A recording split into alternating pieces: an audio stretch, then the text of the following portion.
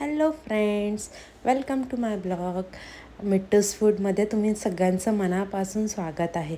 Friends, तुम्ही कधी Savji chicken try केलं आहे का? सावजी चिकन रस्सा नसेल केलं तर चला एकदा मी तुम्हाला माझ्या पद्धतीने सांगते आणि तुम्ही एकदा ट्राय करून बघा.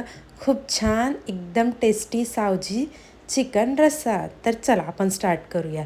सगळ्यात आधी 1 kg मी चिकन आणलं, त्याला छान वॉश करून घेतलं 2 ते 3 पाण्याने. त्याच्यानंतर आपण बनवूया आता ड्राय मसाले. हा मसाला सिक्रेटली आहे, तुम्ही लिस्ट दिली त्याप्रमाणे तुम्ही सगळे मसाले त्यात ॲड करा. थोड्या थोड्या प्रमाणामध्ये मी दाखवल्याप्रमाणे करा.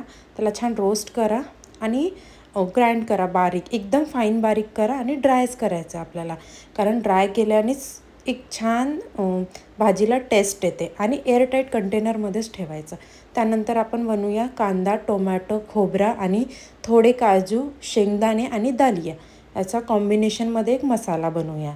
याच्याने एक जे टेस्ट आहे ते खूप छान इन्हान्स होते. तर आपण छान भाजून घ्यायचं आणि त्यानंतर छान ग्राइंड करून असं फाईन बारीक पेस्ट तयार करायची. त्यानंतर आपण बनवूया आता चिकन बनवायसाठी आपण 2 स्पून ऑइल घेतलेलं आहे. छान ऑइल गरम झालं की लगेच मग त्यामध्ये आपण जिरं टाकूया. जिरं टाकल्यानंतर आपण त्यामध्ये तेजपत्ता टाकूया. तेजपत्ता छान पकला. मी राई पण टाकते, थोडं राई पण टाकायची. त्यानंतर त्याला थोडा वेळ पकू द्यायचा आणि मग जो आपण कांदा मसाला रेडी केलेला आहे तो टाकायचा पूर्ण. आणि अद्रक लसूणचा पेस्ट हा मी आधीच घरी बनवलेला होता, त्यामुळे मी तो बनवताना तुम्हाला दाखवला नाही. आणि जो आपण ड्राय मसाला बनवला तो 2 स्पून टाकायचा आणि छान पकू द्यायचं कमी आचमध्ये. त्यानंतर आपले स्पायसेस, हल्दी पावडर, रेड चिली पावडर आणि धनिया पावडर आणि गरम मसाला 2 चम्मच टाकायचा. आणि चिकन मसाला जो तुमच्या आवडीचा आहे तो टाकायचा. सगळे 2-2 स्पून टाकायचं, कारण आपण 1 kg चिकन बनवत आहोत त्यामुळे. त्यानंतर सॉल्ट टाकायचं.